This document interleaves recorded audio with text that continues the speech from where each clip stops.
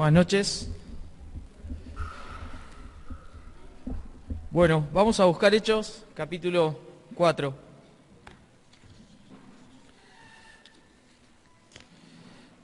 Hechos, capítulo 4. Seas la primera vez que hayas venido o quizás hayas venido en otra oportunidad, o sea que hace tiempo que venís a la iglesia y todavía estás ahí en cuanto a entregarle tu vida al Salvador, quizás este mensaje te venga como anillo al dedo, ¿sí?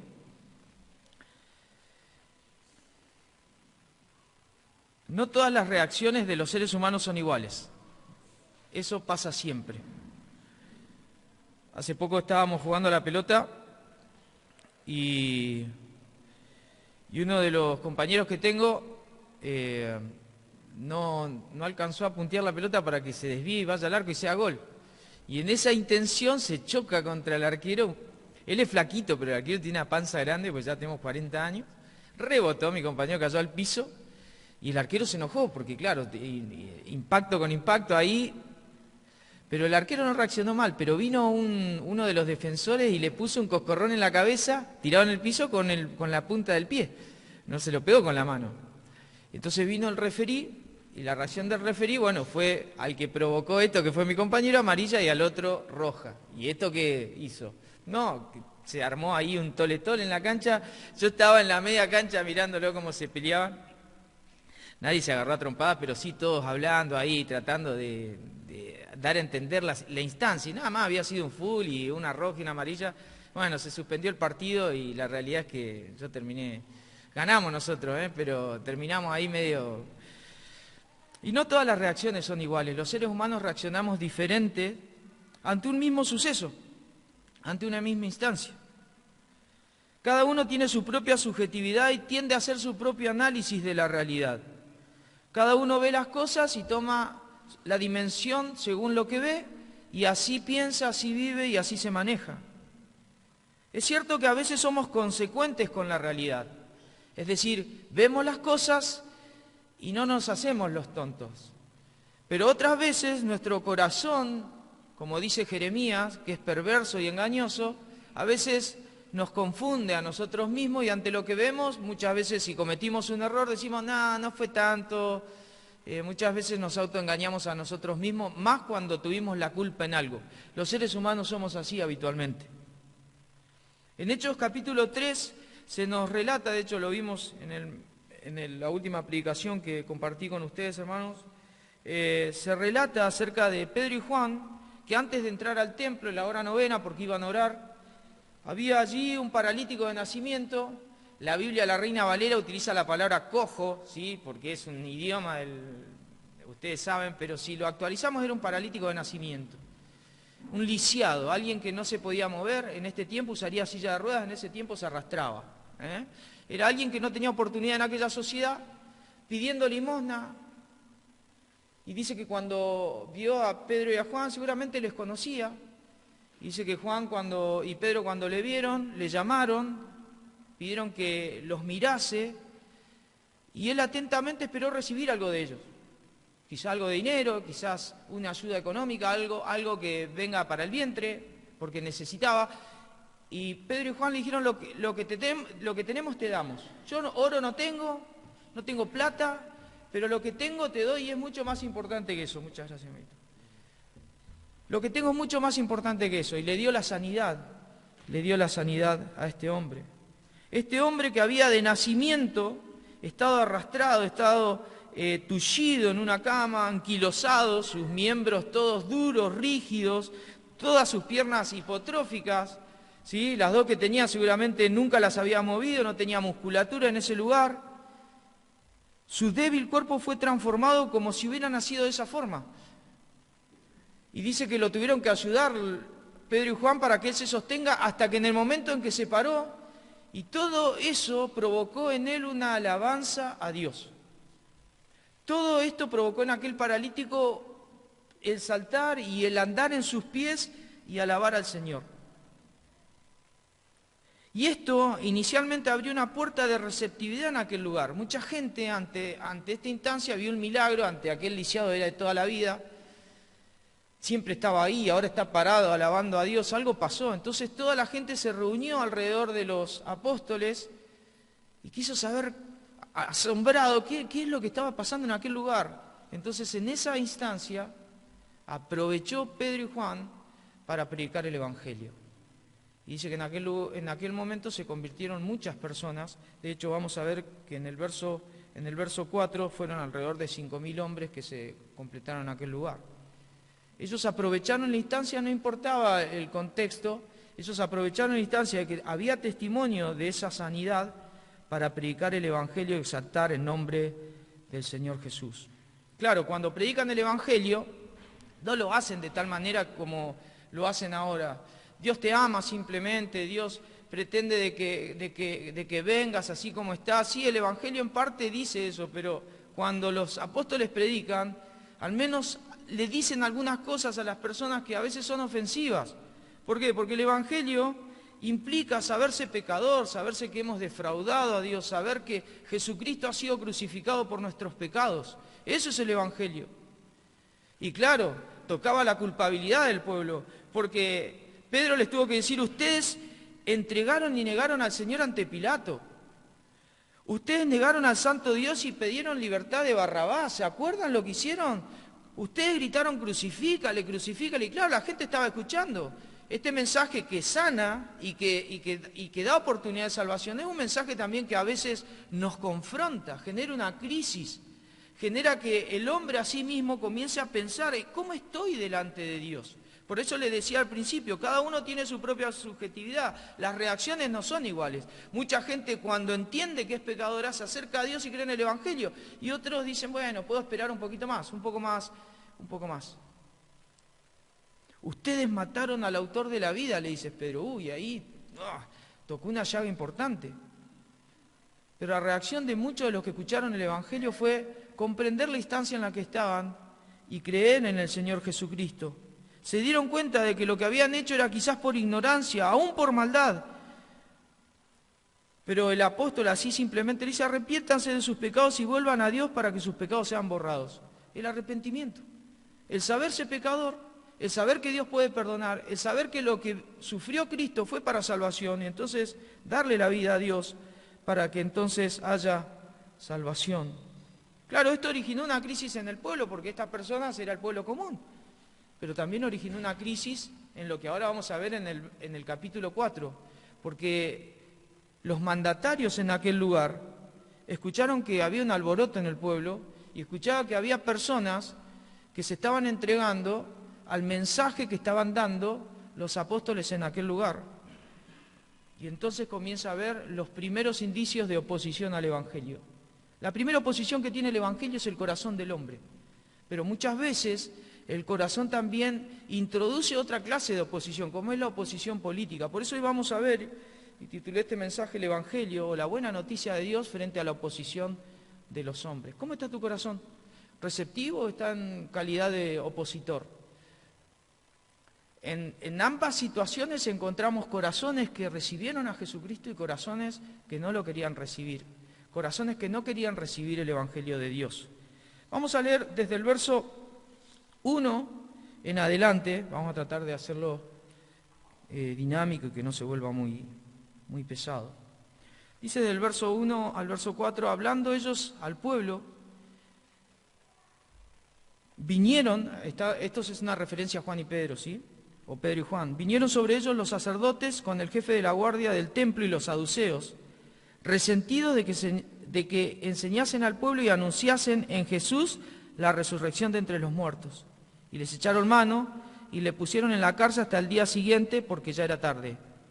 Pero muchos de los que habían oído la palabra creyeron y el número de los varones era como 5.000.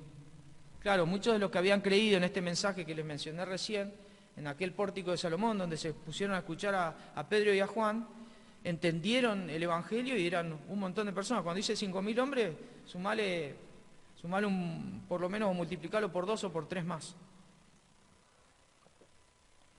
Claro, los apóstoles estaban hablando acerca de lo que sucedió y daban testimonio de que el poder que ellos tenían no era un poder personal.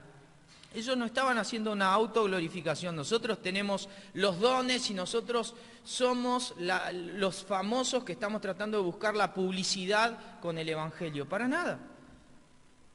Ellos simplemente, luego de en el Señor haber ofrecido esa sanidad y haber generado ese milagro por el poder de Dios, lo que hicieron fue conectar esa realidad con el mensaje de salvación, con Jesucristo. Ellos se corrieron del medio. Ellos querían que la gente se enfoque en la realidad de que el Evangelio da testimonio acerca de Jesús, de que el Evangelio da testimonio y demuestra el poder de Dios, y finalmente de que el Evangelio anuncia la salvación por Cristo. Nada más. Ellos no querían ser la cara visible de esto.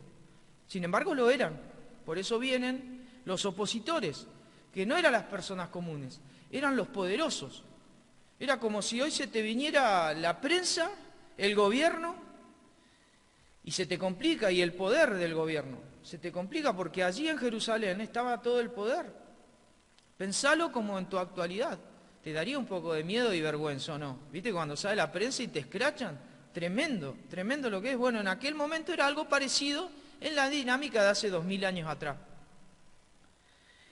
Y vienen sobre ellos de repente.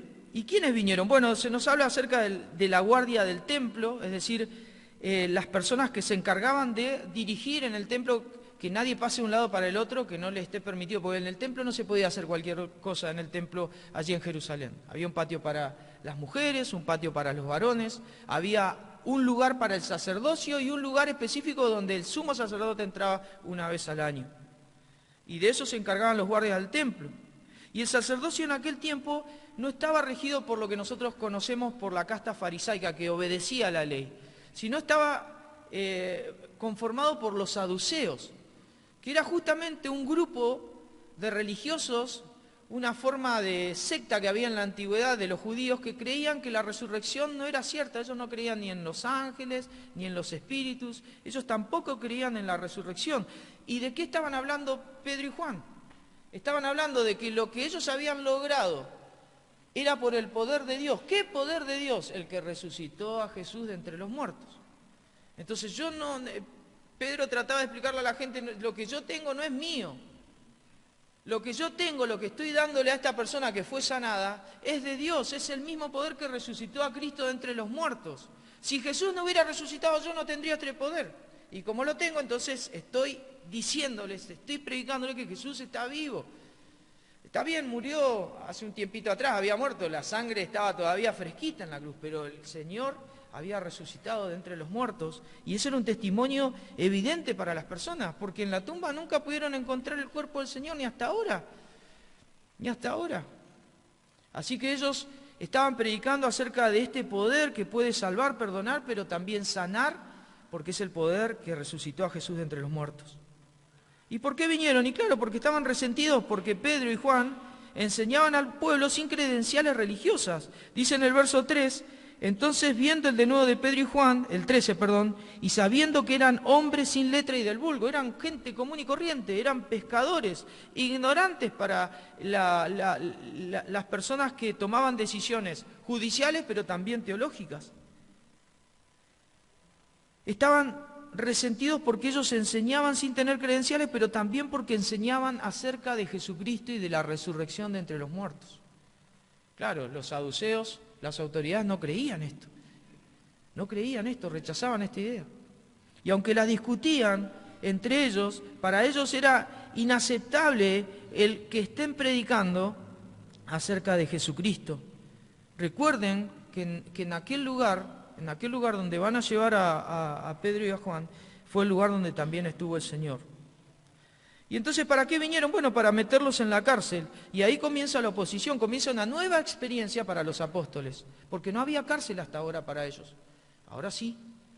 Ahora el Evangelio comienza a introducir riesgo en la vida de los creyentes. Comienza a producir algo que quizás el creyente todavía no había experimentado. Porque en la situación de conflicto, el Espíritu Santo en el creyente, que produce fortaleza, gozo, recién ahí. Así que lo antagónico de la situación va a producir en Pedro una nueva forma de experimentar el Evangelio, algo que él todavía no había vivido y que encima lo va a hacer bien. En Lucas capítulo 12, verso 11 al 12, no lo busquen, Jesús dijo, y Jesús les prometió a sus discípulos que cuando os trajeren a las sinagogas y ante los magistrados y las autoridades, no os preocupéis por cómo habréis de responder, les dijo el Señor. ¿O qué habréis de decir? Porque el Espíritu Santo os enseñará en la misma hora lo que debáis decir. El Señor les había prometido que Él estaría asistiéndolos por su Espíritu en aquella instancia. Dice el verso 5, y aconteció al día siguiente que se reunieron en Jerusalén los gobernantes, los ancianos y los escribas, y el sumo sacerdote Anás y Caifás y Juan y Alejandro, y todos los que eran de la familia de los sumos sacerdotes. Y poniéndolos en medio les preguntaron, ¿con qué potestad o en qué nombre habéis hecho esto vosotros? En aquel tiempo la ley establecía que cualquier milagro, sea cual sea, ¿sí?, siempre debía ser usado como base para enseñar y para acercar a las personas a Dios. Si esta cuestión no se producía, si las personas después de un milagro no se acercaban a Dios, era muy probable que aquellos que hayan producido tal milagro sean apedreados por la misma ley. Pero nosotros tenemos el antecedente de que el lisiado de los pies, ¿qué estaba haciendo después? Saltaba y estaba alabando ¿a quién? A Dios. No había contradicción entre lo que ellos habían hecho en el milagro y entre la actitud de este hombre que estaba alabando a Dios ante esa instancia de curación. Así que no hay resistencia por parte de los apóstoles. Estuvieron un día presos, es complicado. Es complicado. Hace un tiempo nos había contado una hermana que ella iba manejando un auto y que un niño se le cruza en el medio de la calle. Y ante esa instancia es un homicidio, el niño muere. Estuvo presa como 3 días y fue algo muy difícil para ella. Imagínate, encima por un homicidio culposo. Ellos no habían hecho nada acá los hermanos. Pero sin embargo no ofrecen resistencia. Confían y esto se demuestran de que Dios va a controlar las circunstancias. Seguramente se acordaban de este texto. El Señor nos ha dicho que cuando nosotros no sepamos qué hacer, Él nos va a asistir. Cuando no sepamos qué decir, cuando no sepamos qué hablar, el Señor con su Santo Espíritu nos va a dar palabra para poder hacerlo. Así que estaban las autoridades, ahí les mencioné un montón de nombres, estaba Anás, que era el sumo sacerdote, estaba Caifás, que era el sumo sacerdote según la pretensión de Roma, estaban sus familiares, estaban los gobernantes, los ancianos, estaba todo el ejecutivo, la política, la religión de la sociedad para silenciar a 2 hombres que estaban hablando acerca de la verdad de que Jesús había resucitado y por lo tanto había poder para sanar, pero también para salvar a las personas de sus pecados. La pregunta del concilio es la pregunta que debes hacerte hoy. ¿Con qué potestad o con qué nombre ustedes han sanado a ese paralítico, que era un paralítico de nacimiento? Ya se los habían dicho al pueblo, ¿no? En el nombre de Jesucristo. Pero ahora la respuesta de Pedro va a ser un poco más incisiva hacia quienes estaban escuchando en ese momento, que eran los líderes de la sociedad antigua.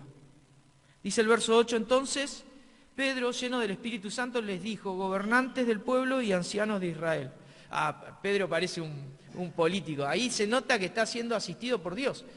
Pedro era una persona sin lenguaje teórico ni teológico, pero acá comienza a entenderse de que Dios estaba en el corazón y controlando a Pedro. Estaba lleno del Espíritu Santo, dice la palabra. Puesto que hoy se nos interroga acerca del beneficio hecho a un hombre enfermo, de qué manera éste haya sido sanado, sea notorio a todos vosotros. Esto es buenísimo, sea notorio a todos vosotros. Está hablando realmente como un mandatario, ¿no? Y a todo el pueblo de Israel, que en el nombre de Jesucristo de Nazaret, a quien vosotros crucificasteis y a quien Dios resucitó de los muertos, por él este hombre está en vuestra presencia sano. Este Jesús es la piedra reprobada por vosotros los edificadores, la cual ha venido a ser cabeza del ángulo. Y en ningún otro hay salvación, y este es el texto clave, porque no hay otro nombre bajo el cielo dado a los hombres en que podamos ser salvos. Entonces, viendo el denuedo de Pedro y Juan, y sabiendo que eran hombres sin letras y del vulgo, se maravillaban y les reconocían de que habían estado con Jesús. Esto de lleno del Espíritu Santo, y lo hablábamos con los jóvenes. Estamos hablando acerca de doctrina y hoy nos tocaba acerca de la experiencia del cristiano en su relación con el Espíritu, la vida plena en el Espíritu Santo. Y claro, acá cuando se nos habla de estar llenos, nos habla acerca del control que el Espíritu Santo tenía sobre los apóstoles. En algún momento se nos dice en Hechos de que los líderes estaban llenos de celo en contra de los apóstoles, llenos de celos. Eso significa que los celos controlaban sus emociones, sus pensamientos, su forma de actuar. En este caso se nos dice lleno del Espíritu. En otras palabras, Dios controlaba la vida de los apóstoles, la forma de pensar, la forma de actuar, la forma de hablar. Hasta ahora no vemos a Pedro descontrolado como hacía un tiempito atrás, cortándole la oreja a uno de los oficiales que vino a aprender al Señor. Ahora lo vemos a Pedro hablando del Evangelio. Anteriormente lo veíamos a Pedro negando al Señor. Y no negó al Señor una vez, lo negó 3 veces. Y ante insultos como para que se den cuenta de que él no estaba con el Señor y él sí había estado con el Señor. Pero ahora lo vemos al Pedro lleno de ¿qué? Del Espíritu Santo. Controlado por el Espíritu Santo. No es el mismo Pedro. Y este Pedro, junto con Juan, hacen una defensa y tratan de demostrar de que no habían hecho nada malo. Era un hombre enfermo el que estaba ahí y este hombre ahora estaba sano y estaba dando gloria a Dios. Encima estaba ahí parado el hombre. O sea, era el hombre que estaba lisiado anteriormente y ahora estaba parado. Era innegable que había sucedido algo en ese lugar. Recuerden, estos eran los hombres que estaban con Jesús. En ese lugar Jesús había sido condenado por su propio pueblo, allí mismo. Allí mismo fue cuando Anás comenzó a pensar lo que significaba matar al Salvador, allí mismo. Allí mismo se complotó la mentira para que injustamente Jesús vaya a ser crucificado, por amor a nosotros, por amor a ellos también, para salvación de todos los que creen. Pero allí surgió, y allí estaban los apóstoles de Cristo. Porque habían manifestado ellos el poder que Jesús anteriormente también había mostrado en el pueblo y que todos habían rechazado. Pero ahora los líderes estaban con esta gente del vulgo. ¿Cómo puede ser que ellos hayan hecho este milagro bajo el poder de quién, bajo el nombre de quién? De Jesús de Nazaret. Le dice aquí, ustedes crucificaron, ustedes le mataron. Y ustedes significa también una extensión hacia todos los hombres. Ustedes, como yo también, nosotros fuimos la razón por la cual Jesús fue crucificado. Los hombres tienen la tendencia a hacer mal las cosas. Los seres humanos tenemos pecado y hacemos mal, nos desviamos del camino. Dios nos llama y tenemos la tendencia a darle la espalda a Dios. Pero ¿saben? Dios tiene la tendencia a restaurar las cosas, porque mientras los hombres crucifican, Dios da vida. Dios sana. Dios salva. Fíjate cómo es Dios. Dios es totalmente diferente. Mientras nosotros no le damos oportunidad a nadie, Dios sí está dispuesto a darnos oportunidad a nosotros, que no la merecemos. Ustedes matan, Dios da vida. Por eso Cristo, y en el nombre de Cristo, no solamente hay sanidad en su nombre, sino también hay poder y hay salvación. ¿Y quién es este Jesús? Bueno, es al que ustedes mataron, pero también al que Dios resucitó. Él es la piedra reprobada por los edificadores. Ustedes no encontraron en Jesús la religión que Dios les estaba enviando. Ustedes buscaron otra religión. Él era el Mesías, el siervo de Dios. Más de 200 profecías hablando acerca de Cristo en el Antiguo Testamento, y los hombres estudiosos le rechazaron y lo mandaron a la cruz como el peor de los pecadores. Y resulta que él era el santo, el siervo de Dios, el prometido. Ustedes rechazaron la piedra que iba a edificar el templo, la casa, su propia espiritualidad, ustedes los propios judíos. Pero Dios lo colocó como la principal piedra del ángulo, para que fuese la base de la iglesia, la base de todas las personas que creen en Él. Si vos crees, entonces te unís a esta piedra. Esa piedra pasa a ser la solidez, la firmeza de tu propia vida. La piedra principal del ángulo es la que sostiene a la iglesia, dice Pablo luego en Éfeso. ¿Qué significa entonces Jesús para el Evangelio? Bueno, que en ningún otro hay salvación. Jesús mismo lo había dicho. Yo soy el único camino al Padre. Nadie llega al Padre si no es por mí. Yo soy la puerta de las ovejas. Todos los demás son ladrones y salteadores. El Evangelio se trata de Jesús. Cuando sacás a Jesús de la ecuación, no hay Evangelio, no hay oportunidad.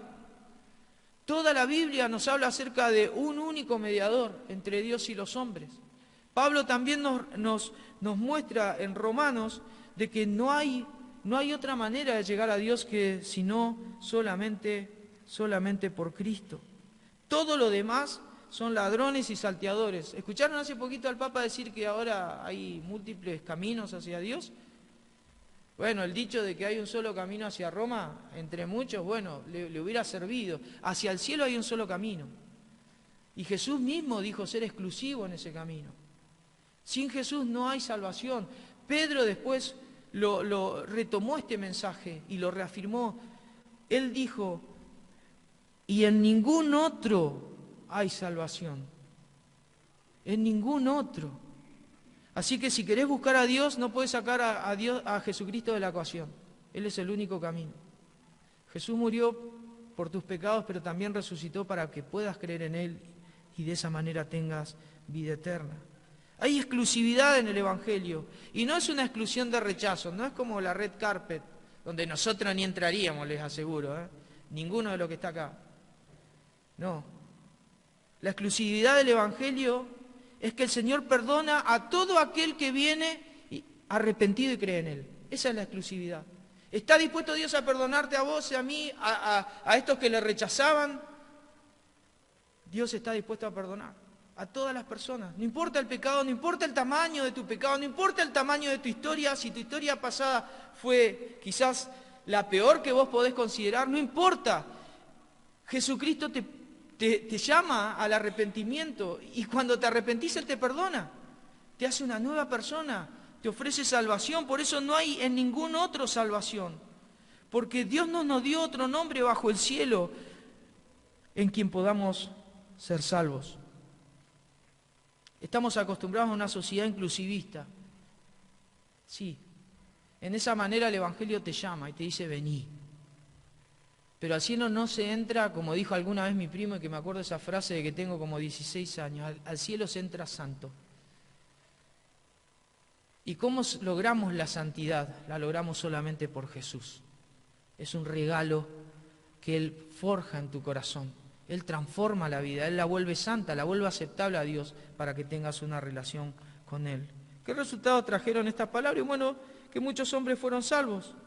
Muchos otros líderes se asombraron porque estos pecadores, laicos, sin formación teológica, estaban dando un contundente método apologético, estaban haciendo una defensa contundente de quién era Jesús y lo que había producido en el pueblo.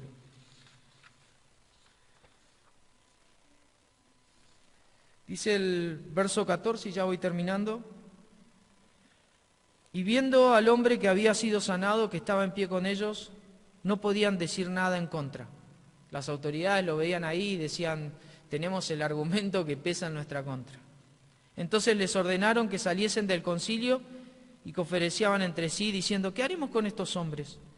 Porque es cierto, señal manifiesta ha sido hecha por ellos, notoria a todos los que moran en Jerusalén, y no lo podemos negar. Sin embargo, para que no se divulgue más entre el pueblo, amenacémosle para que no hablen de aquí en adelante a hombre alguno en este nombre. ¿En cuál nombre, les pregunto? ¿En nombre de quién? De Jesús. Y llamándolos, les intimaron que en ninguna manera hablasen ni enseñasen el nombre de Jesús. Mas Pedro y Juan respondieron diciéndole, juzgad si es justo delante de vosotros obedecer a Dios, obedecer a vosotros antes que a Dios. Porque no podemos dejar de decir lo que hemos visto y oído. Ellos entonces les amenazaron y les soltaron, no hallando ningún modo de castigarles por causa del pueblo, porque todos glorificaban a Dios por lo que se había hecho. ¿Recuerdan lo que les mencionaba del Deuteronomio? El resultado de esta sanidad fue que el pueblo glorificaba a Dios. No había forma de encontrar manera para castigar a Pedro y a Juan, ni siquiera del poder azotarlos. Ya que el hombre a quien se había hecho este milagro de sanidad tenía en ese momento más de 40 años. Ya estaba grande, ya tenía mi edad. Imagínate. El concilio no pudo señalarles nada. Ellos vieron al hombre sanado que estaba en pie con ellos, no podían decir nada en contra. El concilio, aunque debate acerca de la sanidad del paralítico, el paralítico ya era ex paralítico, estaba ahí parado. Todo el pueblo sabía, todo el pueblo estaba reconociendo a Dios y el milagro era notorio. Mucha gente estaba creyendo en Jesucristo en aquel lugar, pero en aquel lugar también había oposición. Había oposición. Y esta es una verdad dual. Cuando escuchamos el Evangelio podemos tener un corazón dispuesto, el Espíritu Santo obra para esto, o podemos tener un corazón como una piedra, cerrado e indispuesto e indeciso en cuanto al arrepentimiento y la fe a la cual Dios te llama. Dios no te llama a que mueras por tus pecados, ya murió su Hijo. Si vos intentaras morir por vos mismo, tu sacrificio no valdría nada para Dios porque tenés pecado. Pero a diferencia de Jesús, su sacrificio es de valor eterno. ¿Por qué? Porque Él fue sin pecado. Y Él sí puede salvar. Él sí puede perdonar pecados. El concilio decide censurar el Evangelio. Ustedes calladito la boca. Y esto pasa todavía en la sociedad. Intentan censurar el Evangelio con leyes. El Evangelio no se puede predicar en los hospitales, ¿sí? A veces te abren las puertas para personas externas, pero si vos trabajás en lugares del Estado, no podés introducir el Evangelio como una opción de pensamiento, como una opción de reflexión. No lo podés hacer. Llega una mujer a pretender llevar un aborto, nunca le podrías presentar el plan del Evangelio, aunque sí se podría presentar, pero se paga un costo muy caro por eso. Entonces hoy las autoridades intentan oponerse, como en aquel tiempo, a la realidad del Evangelio. Y algo que me llama poderosamente la atención, muy poderosamente la atención, es que ellos nunca pudieron negar de que Jesús había resucitado. Nunca pudieron negarlo. Si hubieran encontrado alguna milésima parte de algún detalle para decir Jesús no resucitó, entonces sí podrían haberle reclamado algo a los apóstoles. Pero como Jesús resucitó y ellos no tenían evidencia en contra, entonces lo único que podían hacer es cállense porque tenemos poder para silenciarlos, castigarlos. Y a veces el Evangelio nos acerca a esas instancias de dificultad. Eso para nosotros los que creemos. Pero el Evangelio también es una puerta de salvación para las personas que lo escuchan. Es una puerta en la cual Dios pretende invitarte a que entres por ella, a que creas en Jesucristo su Hijo y a que le entregues su vida. Finalmente, los testigos, estos dos hombres, confirmaron algunas verdades con respecto al Señor y con esto termino. Confirmaron que en Jesús se cumplió la palabra dada por los profetas, ¿sí? Ustedes trataron a Jesús como la piedra reprobada, pero, ¿saben? Dios la colocó como el fundamento de toda la realidad material y espiritual. En Jesús en algún momento todas las cosas van a ser restauradas. Jesús es lo máximo. Jesús es Dios hecho hombre. Jesús es más de lo que a veces imaginamos.